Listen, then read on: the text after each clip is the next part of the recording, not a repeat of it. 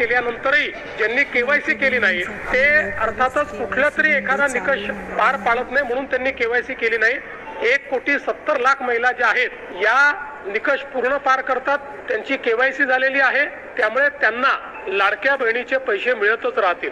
ज्यांनी केवायसी केली नाही त्यांना आता आम्ही पैसे देणार नाही आणि आजही यांच्यापैकी कोणी जर केवायसी करणार असेल तर आम्ही विंडो ओपन करायला तयार आहोत आणि त्यांना लाभ द्यायला तयार आहोत। केवायसी न झालेल्या लाडक्या बहिणींसाठी अत्यंत महत्त्वाची बातमी आहे। ज्यांची केवायसी बाकी आहे त्यांना पुन्हा संधी देण्यास सरकारची तयारी आहे।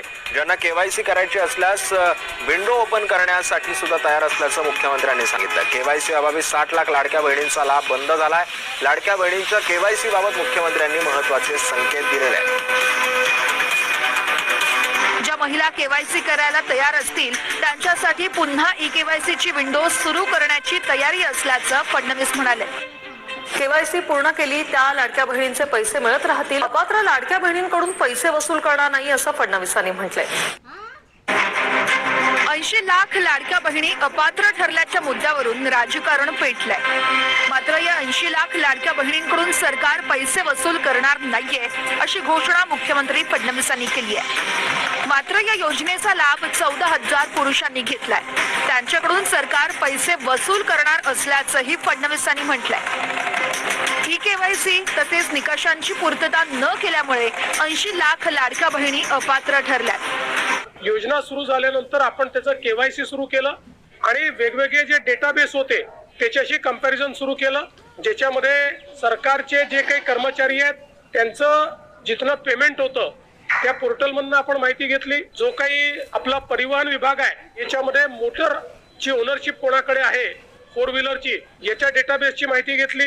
रेशन कार्ड याच्या डेटाबेसची माहिती घेतली आणि ही सगळी माहिती आपण ज्यावेळेस कोलेक्ट केली त्यावेळी असं लक्षात आलं की 5 लाख लोक असे आहेत ज्यांच्या घरी सरकारी नोकरी आहे। 14,000 तर पुरुषच निघाले।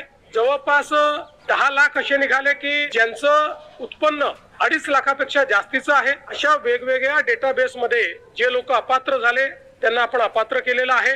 त्यासोबत आपण हे सांगितलं होतं केवायसी करून घ्या, म्हणजे जे काही माहिती तुम्ही सादर केलेली आहे ती आतापर्यंत सत्य मानण्यात आली, आता त्याची कागदपत्र द्या।